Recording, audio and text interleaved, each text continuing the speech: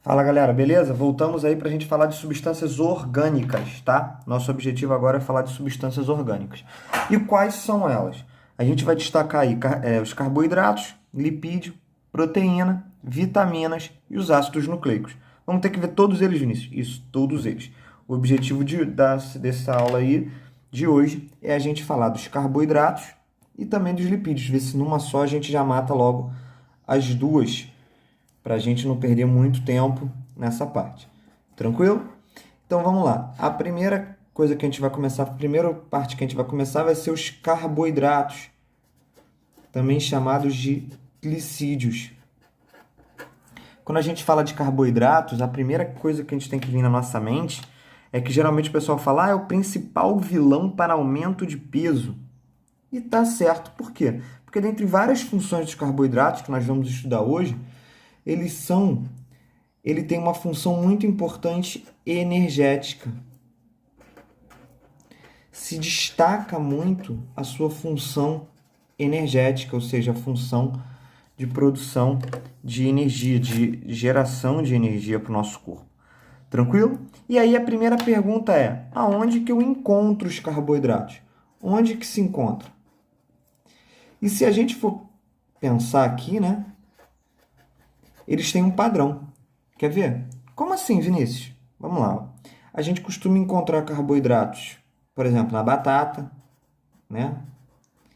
A gente encontra carboidratos em massas, doces, frutas, entre outros, né?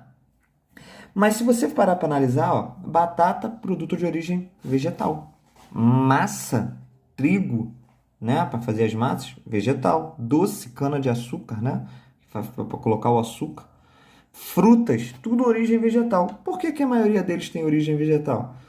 Porque os vegetais são responsáveis por realizar um processo chamado fotossíntese.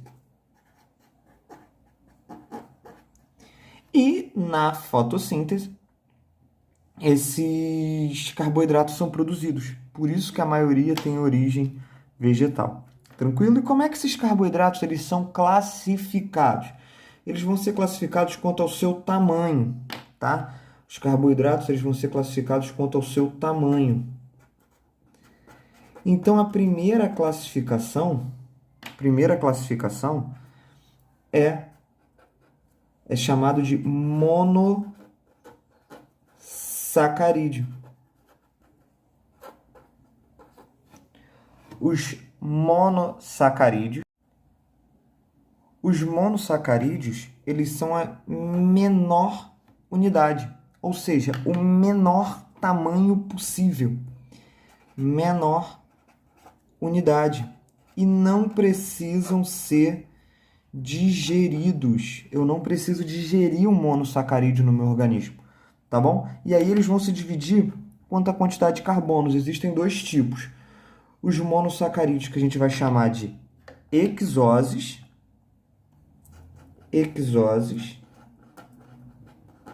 e as pentoses. Das pentoses nós temos dois, tá? Principais. A desoxirribose, que vai formar o DNA, e a ribose, que vai formar o RNA. Já nas hexoses, nós temos a glicose, a frutose e a galactose. São os que mais se destacam. Tranquilo?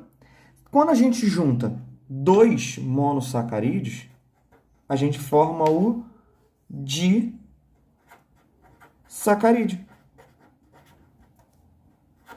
Os disacarídeos são a união de dois monossacarídeos.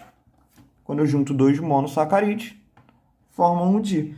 Quais são os principais, aqueles que aparecem mais para a gente? Tá? Entre eles se destaca a sacarose, que é a união de uma glicose glicose mais uma frutose.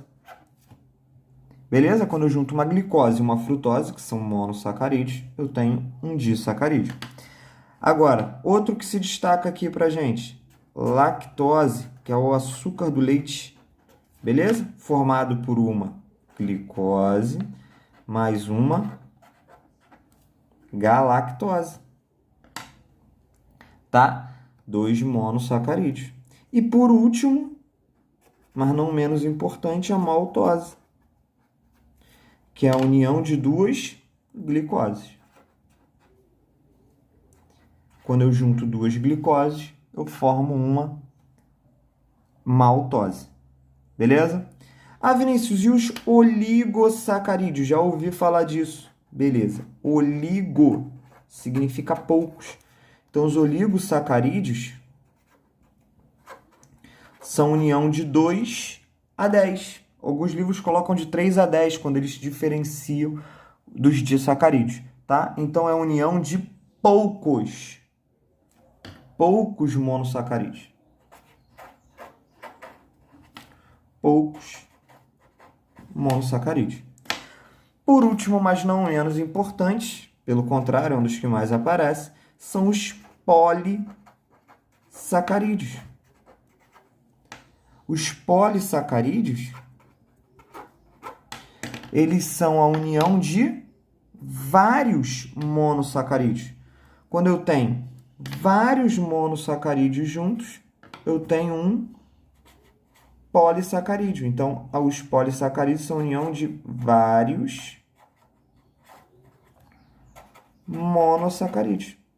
Juntei vários monossacarídeos para poder formar um polissacarídeo. Se vier aí, saiu meio torto porque esbarrou aqui na base. Tá bom? E aí, quais são os principais exemplos? Quais são os principais exemplos? Nós temos o amido, que ele tem como função reserva energética.